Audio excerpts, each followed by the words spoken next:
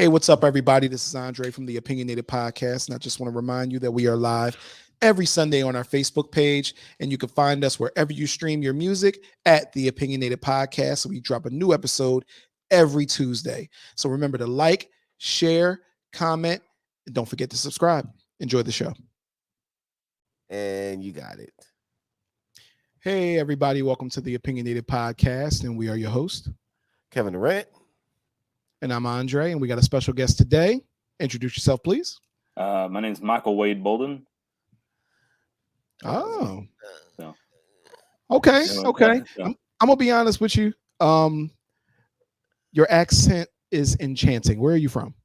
born and raised in Texas. Currently reside in Alabama. Okay. So, yeah. So you're enjoying that nice weather. We're up here in Jersey, and it's a hurricane mixed with a blizzard, mixed with rain. And my co-host is frozen. I don't know why. What happened? He's just sitting there cheesing.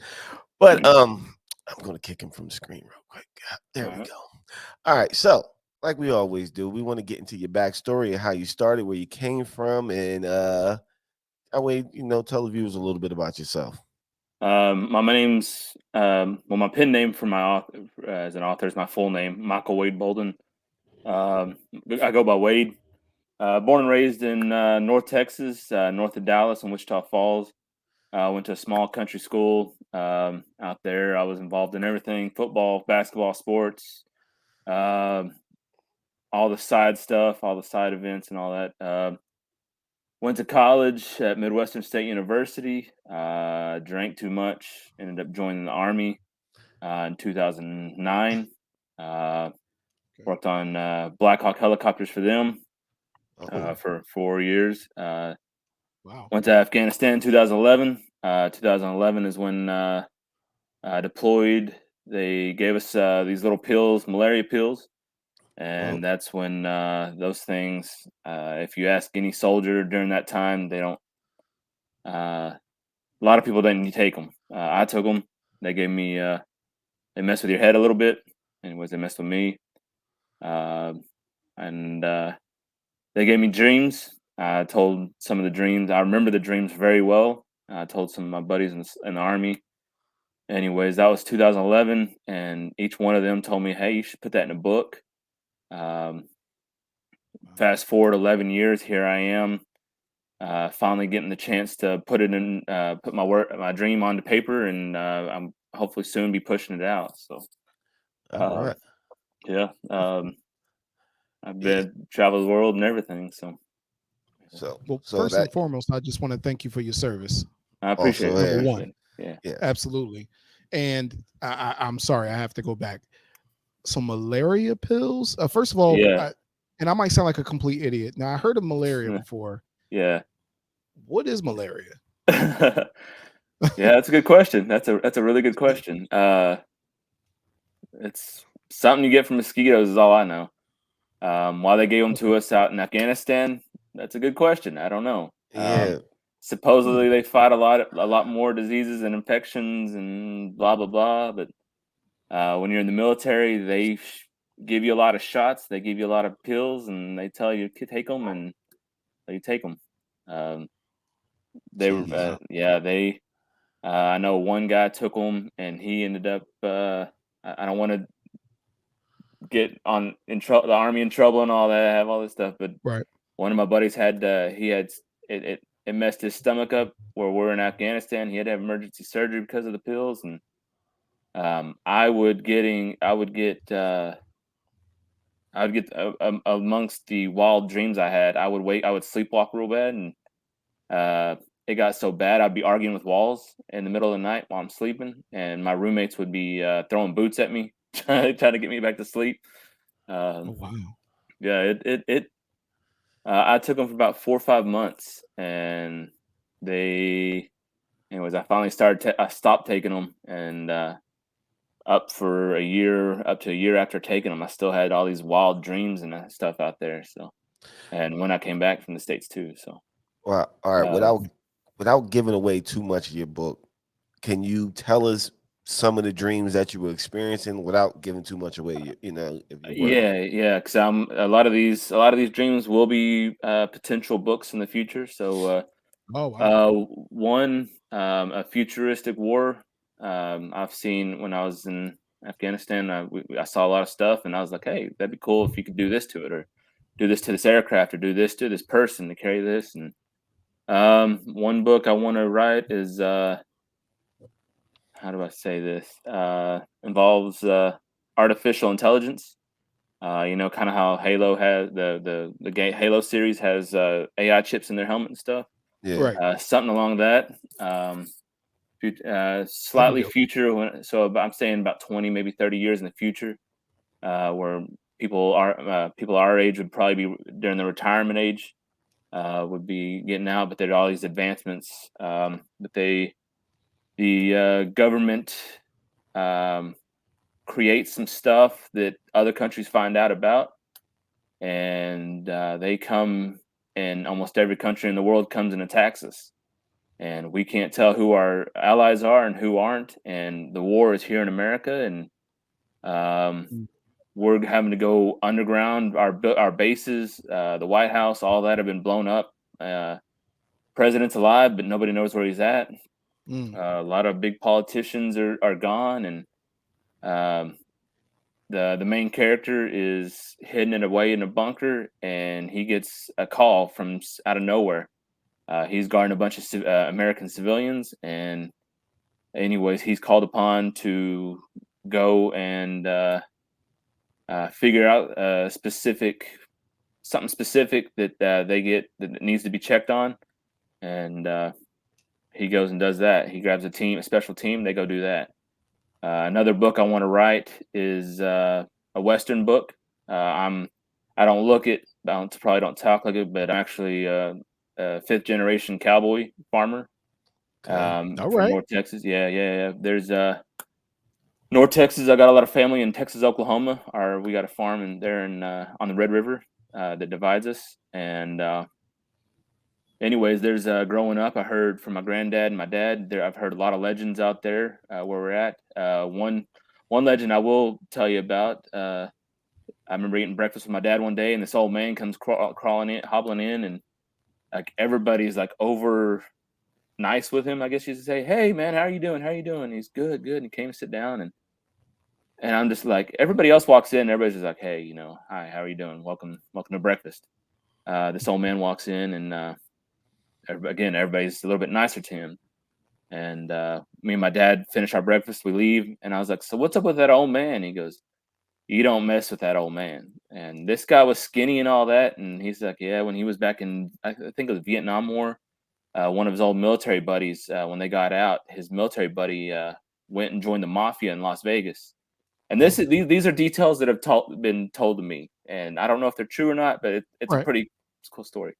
Yeah. Anyways, the old man that I saw, he got into a gambling underground gambling game in Oklahoma, and it's a bunch of country, toothless country guys up in Oklahoma that he gets in a gambling game, and he ends up winning, and they call him a cheat, and You can do that. and he's like, I didn't cheat, and he showed his sleeves, all that, and he left. Well, those guys they were drunk. They were drunk, and they chased him down. And they beat the snot out of him, put him in the hospital. Well, his old military buddy, the guy that was in the Las Vegas mafia, he found out about it. He came in, visited him in the hotel room, got a description. Anyways, needless to say, those the guys that beat him up were never seen again. And Whoa. real. And that's one of the stories. And Got real. yeah, all these. I want to call it Legends of Red River or Blood River, because there's a lot of stories out there that I've heard. Stories about my granddad. You see the shows Yellowstone and all that, and you see Yeah. all the wild gunfights and all that. Well, this is stuff where you don't have social media and stuff to hear about it. You just hear about word of mouth, and it just passes along. And anyways, there's a lot of legends out there. That's another story I want to write. And I want to do a continuation on this book that I have right now, which This is the main story I'm on right now. Did we get the Yeah, name? We got the name of the book, right? That's the it's name of the book. yeah, Which, Big yeah. Witch. All right, just making sure. WHICH. Yeah, yeah. Um, I want to keep it's saying yeah, yeah. it. It's a book. It's the first dream I had in Afghanistan. It's basically set in medieval times. There's this family. There's a knight, Sir Reginald, his wife Ava, and his daughter Eva. Sorry, Ada and Eva, and they're happy-go-lucky family. The beginning of the book starts out with Sir Reginald. He's in a war, big bloody war with this other kingdom, and all of a sudden the kings on both sides call for a draw, and everybody, like, they've been fighting for generations, and over one kingdom has uh, all these resources and stuff, but they need land to expand. They have a massive amount of people, but they don't have a lot of food. They've got rocks to mine. They've got stuff to build with, but they don't have food. In this other kingdom, they don't have a whole lot of resources, but they got a lot of food. Uh, but they need to expand as well so they can get resources. And, men will fight over resources. Men will fight over anything. And Yeah. that's mine. I want that. You're going to give it to me, and they'll fight over anything. Well, after generations, finally Right. these two kings stop, and they finally make a truce. And during after this truce, there's Sir Reginald.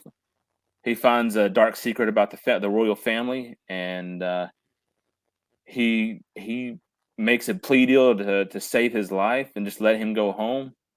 And from then on, the royal family, like, they trust him, but at the same time, they're like, Let's get rid of them. let's get rid of this dude. And anyway, so they plot to do this, and the family starts fighting for their lives, and they start going on, and it's like it gets dark, and men will fight again. Men will fight over resources and all that, but then you start involving his family, and what will women fight for? Well, I'm a female dominant family, so I kind of have somewhat of a perspective of what a female might do.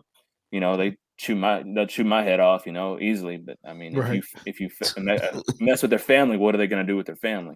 oh yeah. How are they going to act for their family? I mean, that's a whole different level, a whole different ball game right there. Anyways, Mama it's Bear. yeah, oh yeah, definitely Mama Bear in this book.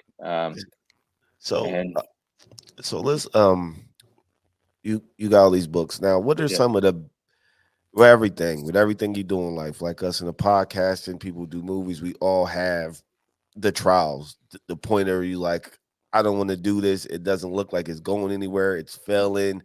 I can't get over this.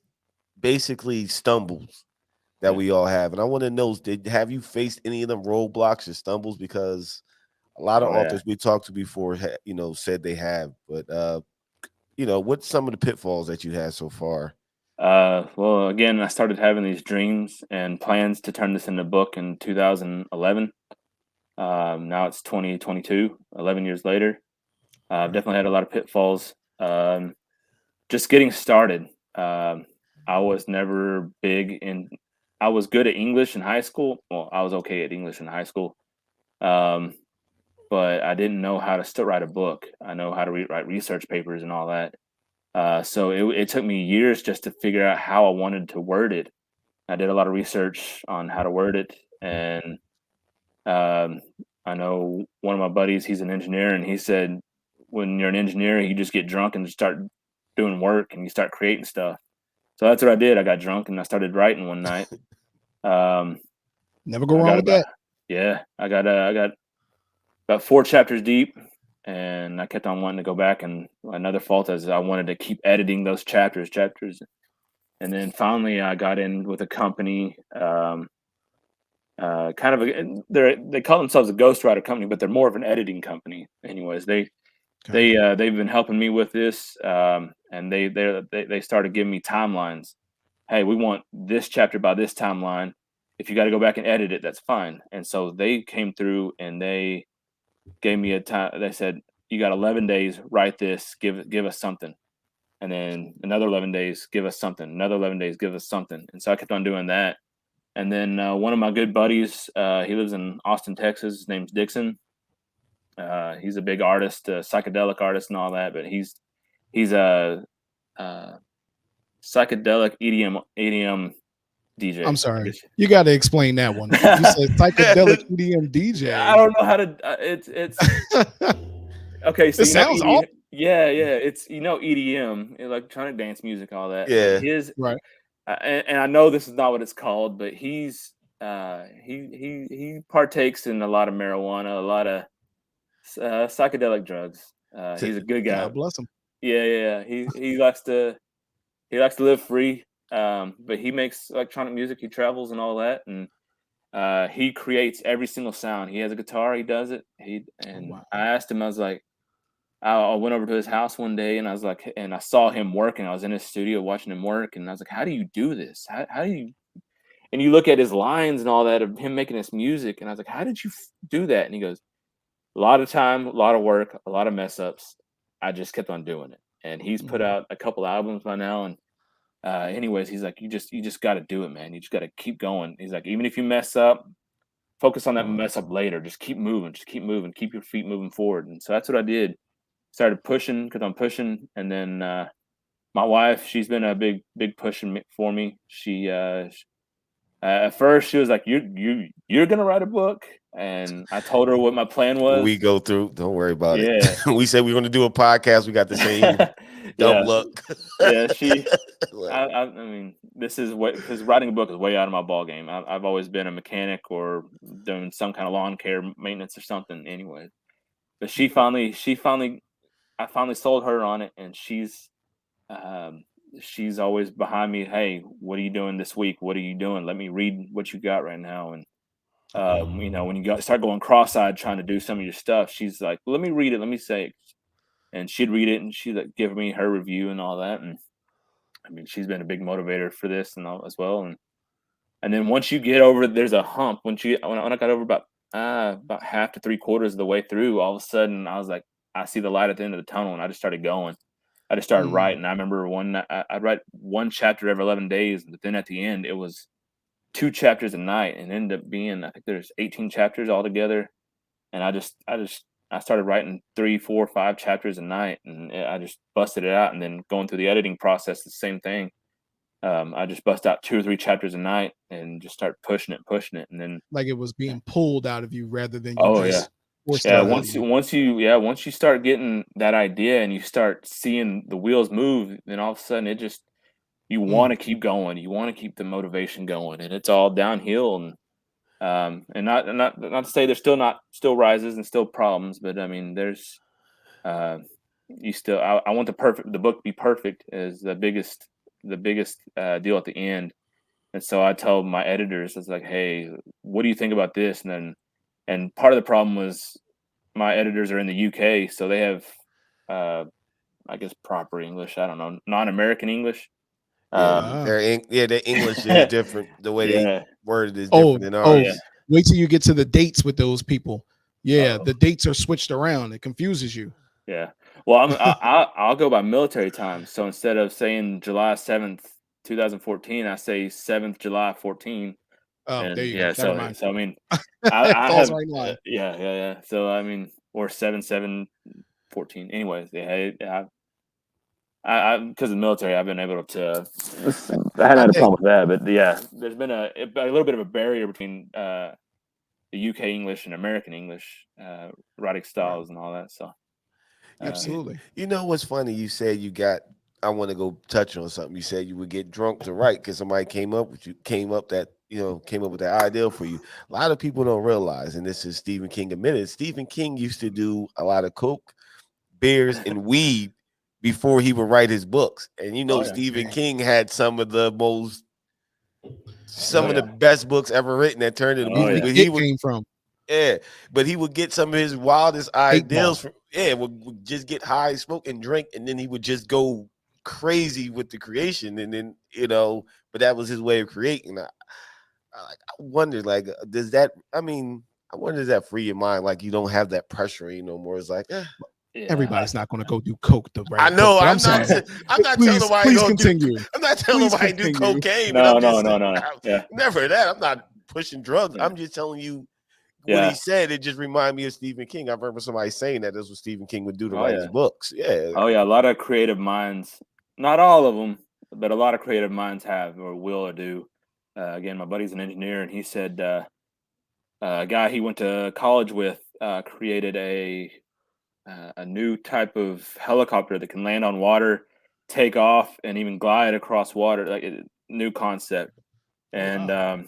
he got drunk one night and just went off. He just wouldn't let himself go to sleep, and he just go go go. Next day, he rested up, and the day following that, he finally looked at all of his math, looked at all of everything, and he put it. He obviously, apparently, published it and all that. And I don't know what happened from there, but it's been it's going through the ranks, trying to get pushed out, so get put into production. So I don't know.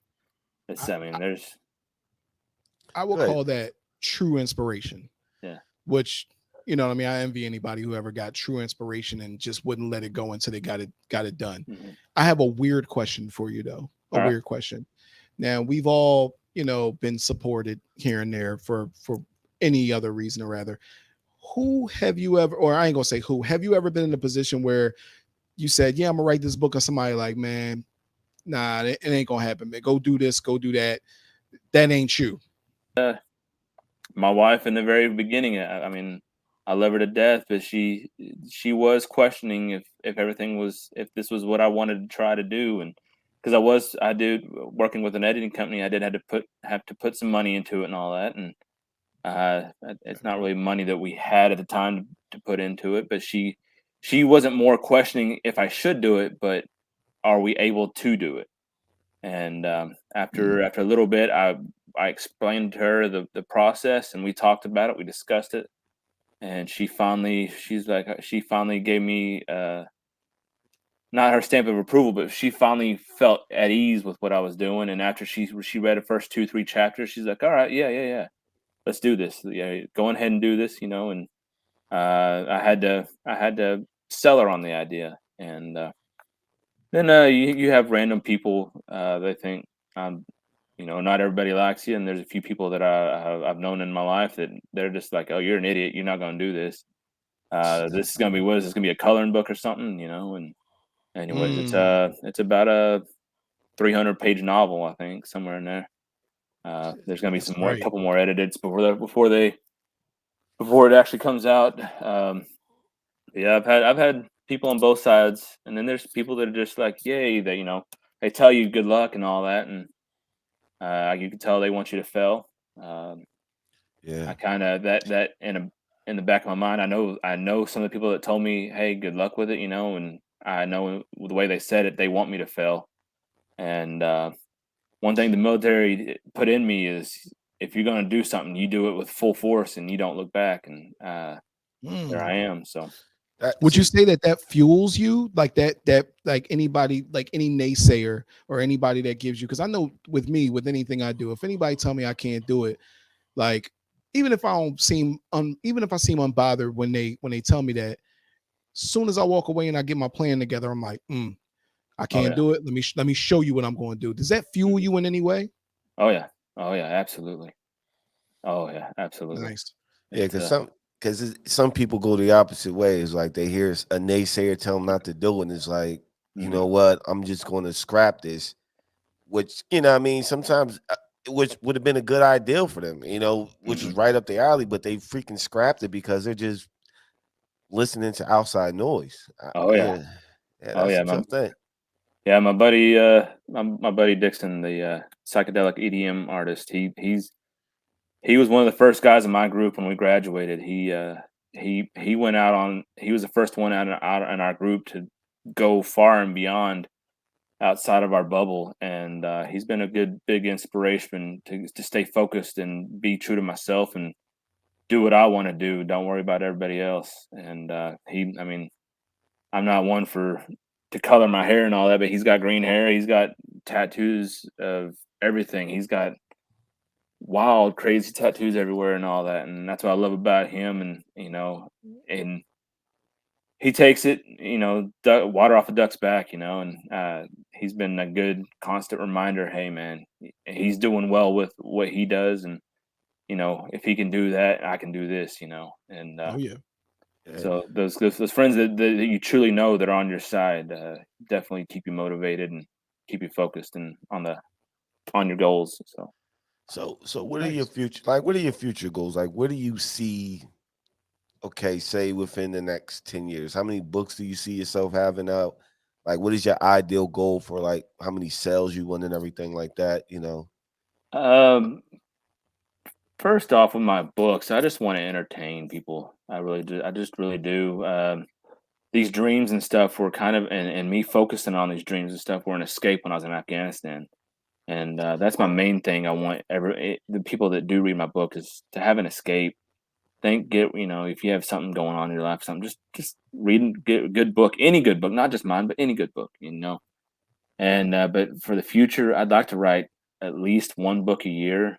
Um, Mm, I want my name out there so people can read and all that, but I don't want to. I never will be Stephen King level. I never will be anything like that, and I don't plan on it. I want to just be an entertainment. Somebody, hey, Wade wrote a book. Let's go see what he's got now, uh, and just entertain. I'm not. This isn't going to be my. I got a primary job. That's going to stay my primary job. okay. And if this happens to be something bigger than what it is, uh, I want to use that to and what I gain from it to help others. Um, So um, so now your books, famous. Are your books more military, fictional side, like a say like a Tom Clancy? Because Tom mm, Clancy does a lot of yep. military style, but it's also fictional stories. Is it more that, or is it more just you drink like fantasy, more fantasy? Like what do you I think cons- it's the whole spectrum, right? From when you Yeah, was I'm young, I'm on young. the full spectrum. you on the full I spectrum? yeah. I'm on a few Facebook author pages and all that, and Mm, there's men and women and everybody in there that they're like, what do we do on this fantasy? Do we wait? What if I want to write a western? What do I want to do? And all these people are so worried about people not following them from different genres. I don't care. If I have stories for almost every genre except for like a romance. I don't. I'm not a romance guy, but I want Nah. to. I I love video games. Every video game I have, I play everything from shooters to all that. So I want my books to be the same. I'm gonna have this first one's a fantasy, medieval fantasy, and the next one I want to write is a western. Next one I want to write is a futuristic warfare. Mhm. The one after that is a modern warfare. Oh, modern day warfare. Yeah, don't get Uh, in trouble. yeah, Don't Gotcha. get yeah, in trouble by yeah, yeah, yeah, Activision. yeah, yeah, yeah. I We're don't. not stealing anything, I'm not stealing you. I Activision. promise. I promise Not you. at I all. got.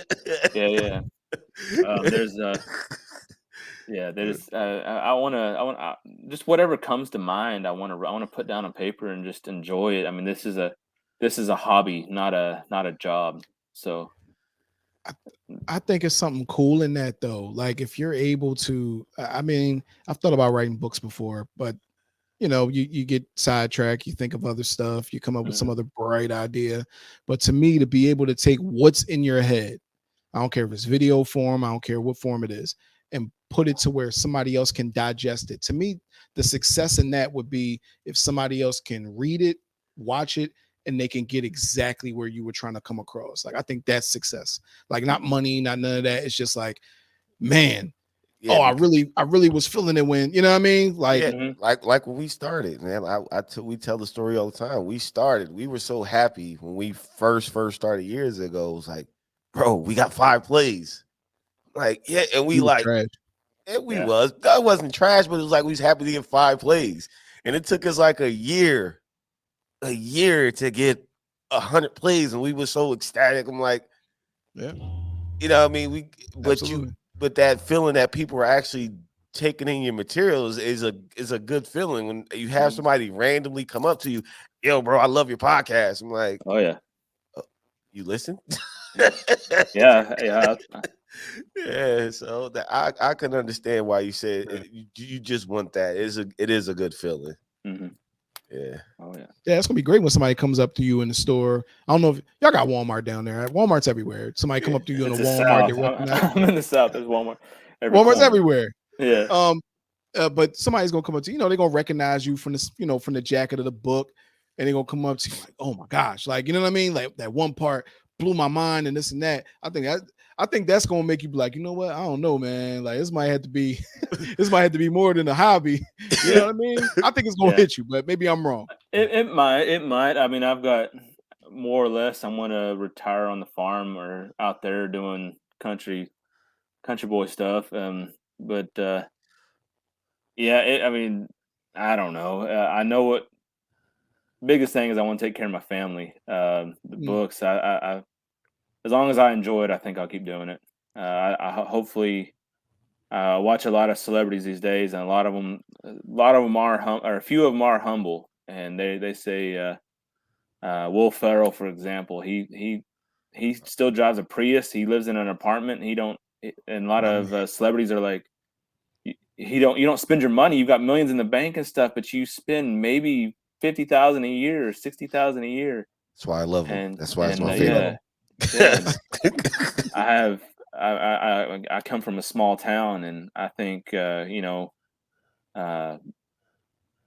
You don't want brand that. You don't want yeah, that. You don't want the. I'm guessing you don't want that fame which comes with success. I don't yeah. like. That's the Eh, same thing I'm thinking. I I don't don't want that either. I want to be yeah, able, if my podcast is something humongous, I want to be able to go to the store yeah. and not be stopped a trillion times. I think we'll Yeah, be maybe. fine.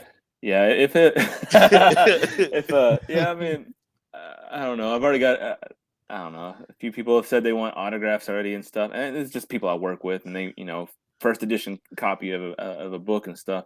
I Nice. understand that, but I just you see Keanu Reeves, he still takes subways and stuff, and he still stays humble and all that, and I think I just want to be a person on Earth, and if I bring a smile to somebody's face, you bring a smile and make their day a little bit better. Mm, Uh, So I think I that's mean, dope. yeah, Honestly, the because simplicity in that, and it sounds simple, but like the idea behind that, I think that's super dope. mhm. You know what I yeah, mean? yeah, That's I my mean, plan. So yeah, yeah. Most people, I think, you get a certain feel when you do something good for others that you make them feel happy, and you get a good feeling. It feels great. I like when I help somebody out and they're happy and they're glad that I do that, their appreciation. So man, listen, if that's what you want to do with your work and that's what you consider success, don't let nobody tell you otherwise. Because there's mhm. going to be people, oh, you should be making millions and tons of millions. Yeah, I'm living my life like I want to live my life. Yeah, I'm comfortable with what I'm doing. yeah, Yeah, that's yeah. I, That's yeah. I mean, you see thousands of books, but how many authors do you truly know? It- right. And yeah, Tom That's true. Clancy is just it's like he's like Amazon. There's subwriters that write for him now. Tom Clancy's no longer with us, so there's Oh subwriters yeah. that continue. There's Oh subwriters that they take Tom Clancy's name and put it on their book, and it's approved by the Tom Clancy's board or whoever, and wow. that's why there's still books coming out. So see, but that would have to take the feel out of a book because I'm guessing I'm not a writer, but mhm, I'm guessing you have to have some emotions where you're putting into this page that it's you. You oh know, yeah, oh yeah. There's I take there's a lot of method actors and stuff like that. You hear they'll sit there and they'll before they go to a scene they'll sit there and slap themselves in the face and go and get riled up. I do listen to music if it's a fight scene like my fight scene at the beginning. I listen to rock, I listen to metal and all that, and I was just jamming out and I was Mm, getting my blood going, and all of a sudden what do I see? What do I want? And I'm just talking to myself, flowing and getting the beat in my head, and I definitely if there's a somber moment, I'll listen to some slow, somber music, something, and I just go and you lower your heart rate and all that, and you just start going to ride with that, and um, I wow. think that helps. That helps a lot, and I hope I portrayed that in words to where the reader can understand that, can understand the words, and I've tried to. Part of my editing process is to make sure I go through there and I get that same feel when I was initially writing it, and try to keep that same feel going through.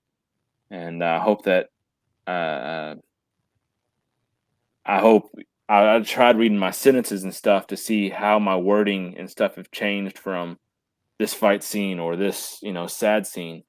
And I think I see and feel some differences. Of course, I've already know what's going on, so that's a little bit different. But I try to ask my wife when she was editing it, like, how do you see this going off in your head, and how do you feel? And she'd give me a little bit of feedback, and it would kind of go along the lines. Of course, she and I have different personalities, so that also helps me give better feedback of how some people might feel it, and so it makes it a little bit of a challenge to figure all that out. But yeah, definitely getting into the zone helps with all that. So, I have a weird question.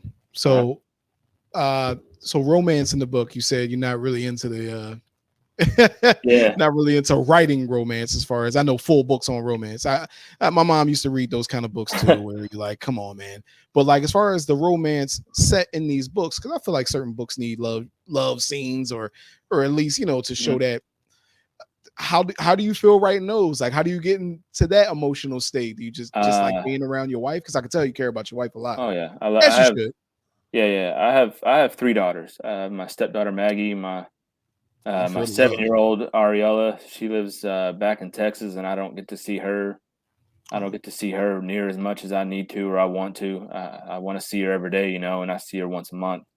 And then I've got a 1-year-old Amelia, and my daughter Ariella, the one that she helps, thinking about her helped me write for the role of the father when he's at war. And being with my daughter, I went and played with my daughter for a good 2 hours one day before I wrote a scene where he finally gets to meet his family. He can see his family after so long, and I think that definitely helps. But they definitely do, to write those scenes. I do definitely take real life scenarios and feelings and put it into it and try to, how do I describe my daughter? How do I describe my wife? What do I do? How do I act when I see them, or how do I feel?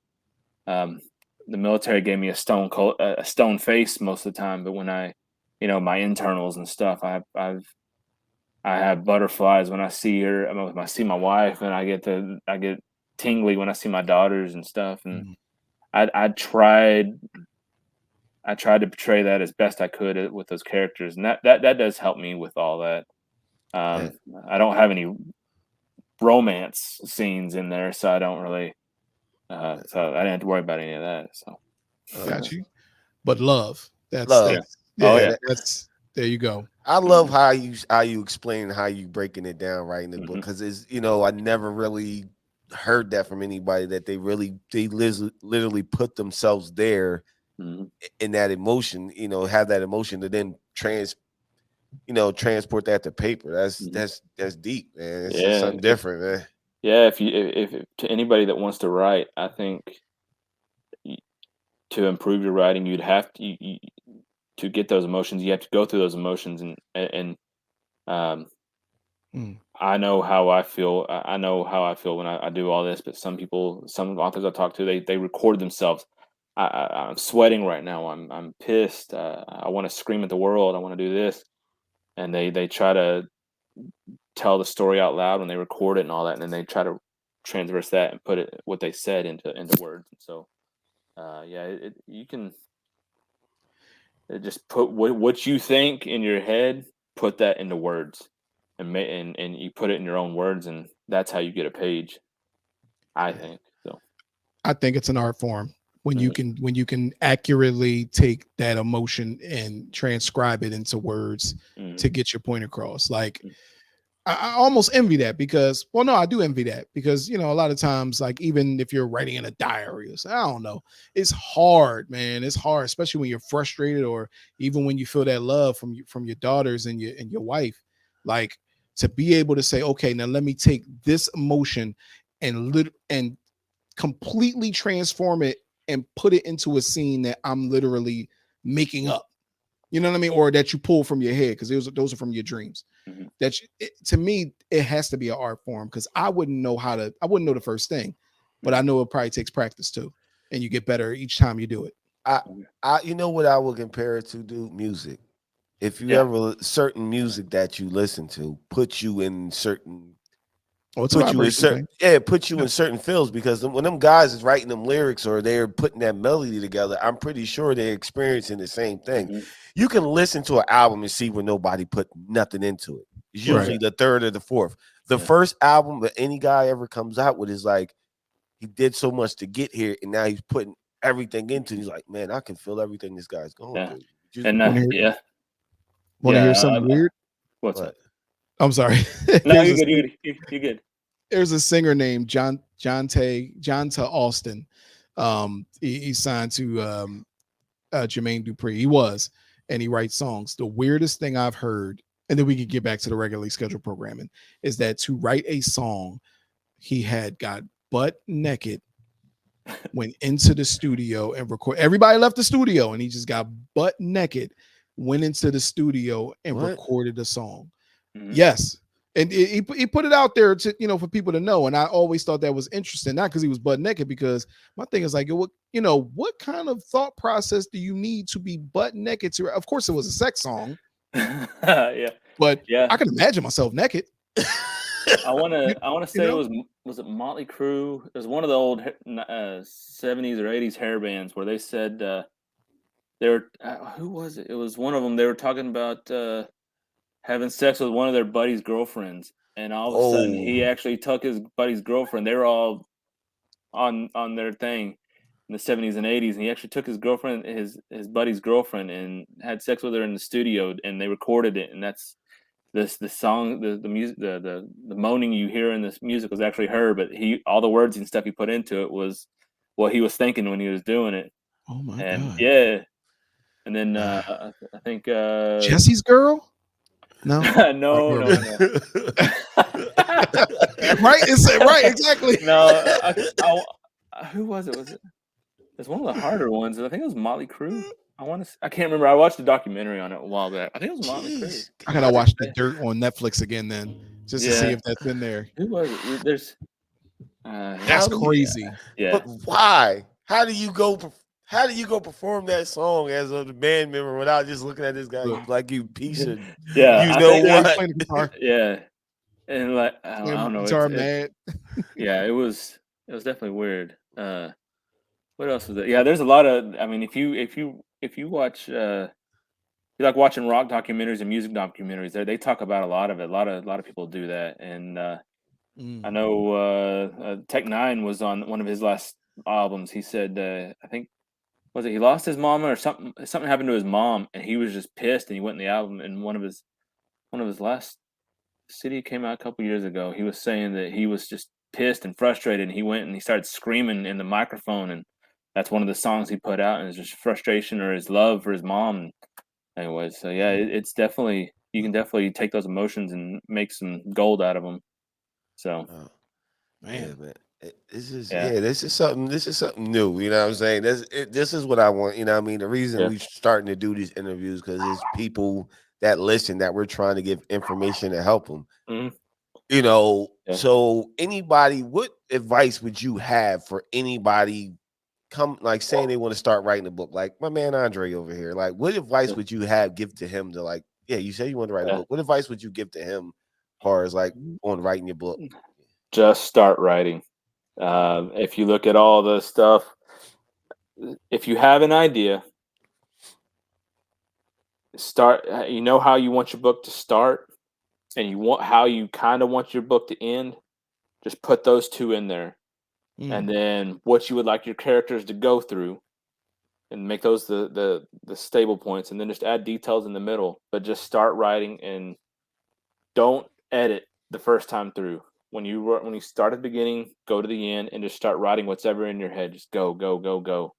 And Mm. don't worry about editing. Just put your all into it and you'll be surprised what you get through because you do that, you'll get pushed through a bunch of barriers of what if or why or this sounds better. And then edit it one time with just a rough edit, make sure everything sounds correct to you, Right. and then give it to another person that you trust and have them read it and take their commentary on it, and just keep writing. But the biggest thing to get through the hurdles is just write. Just keep writing. Nice. Yeah, Okay. Don't I wouldn't know the begins and ends of how to write a book, man. And I just You would have to know how to read first. Well, yeah, He took a shot at me. yeah. No, but no, I would say that's sound advice, like regardless, because that's kind of what I was thinking anyway. Like, yeah, you got to just do it, and then you'll kind of find your way as you go. I think that was perfect. I don't even want to add anything to that. Okay, so I feel like I got. Do you have anything else to add, or because we definitely going to get your socials and where to find you and where to find your book? Yeah. Other than that, no. Well, you know, My man. well, listen, man, a few words, but listen, like I said, this platform, when you release, is always open to you. You can always, you know, you got everything. 100%. Always come back because, you know, to see your book tells where, you know, that, you know, your book is out. You always welcome to come back. You know what I'm saying? This is not a closed platform. Awesome. Sounds good. Yeah. So, whenever you write that first romance novel, too, all right, man. I get embarrassed to watch romance novels with my wife. I don't know how I could write one. So. dude, I just watched the I just watched the Notebook for Valentine's Day. I hadn't seen that yet. Oh, Me my neither. I've God. seen the meme. I've seen the memes and all that, but I ain't seen the movie. They're accurate. It was a good movie, but I'm like, I can't watch this. Like, how am I going to explain to people, which I'm doing right now, that I watched the Notebook? Well, I know a lot of people get emotional about it. I hadn't seen it, but you don't feel like a man when you start shedding a tear on a romance novel, and you're just like you're trying to hide, trying to hide all that. I made jokes through the whole movie just so I wouldn't get emotional watching the movie. I was like, I'm just gonna make joke after joke. She was like, just watch it. Why do I need side commentary? Because you've seen it 1,000 times. I need to do this. So I need to do this. Yeah. Oh yeah. I got to do this. I got to still be a man through the end of this. My man. Yeah. Oh, oh yeah. God. I know how that goes. Oh man, that's awesome. So where can people find you, and where are they going to be able to find where are they going to be able to find your book? I'm sorry, my dog is jumping up on me. Oh, you're good. You're good. Right now, I'm on Facebook. My Facebook page is Michael Wade Bouldin, as it's seen on the. I guess you'll have it on the screen. Michael Wade Bouldin, as it's spelled, and also I'm on Instagram. I have a web page. It's mwbouldin.com. My book is not out for sale yet. It will be soon. We're supposed to have a link to that. And the book is supposed to come out on Amazon, Kindle, and Barnes and Noble, and a few other stores, I believe. Again, the editing company, they're trying to do a little tie off some loose ends, and they have not given me a time date yet. So when it'll be released, but hopefully it should be soon. So, right. Yeah. Okay. We whenever you get that going, we definitely need those links, and we're gonna put them in our, put them in the YouTube and put them in the on the screen so people can know where to find them. Yeah, awesome. Description. Yeah, the description. Yeah. You'll be able to find, like I said, when this episode released, everybody be able to find this on all major streaming platforms, from iTunes, Spotify, iHeartRadio, wherever you stream this at, your episode will be there. But like I said, we're gonna get that information from you. You can email it to me, and I'll make sure I put it all in the description for you. Sounds good, man. I appreciate it. All right, Dre, you bring us out like you always do. Give it to my radio host. Oh gosh. So that was our show for today. And we were your host, Kevin Durant, Andre, and we appreciate our guest. Wade. Michael Wade Bouldin. I'm gonna start saying our guest names, but I like to have people say their names so people can, Anyway, that was our show. We are done. See you guys next time. Like always. Peace.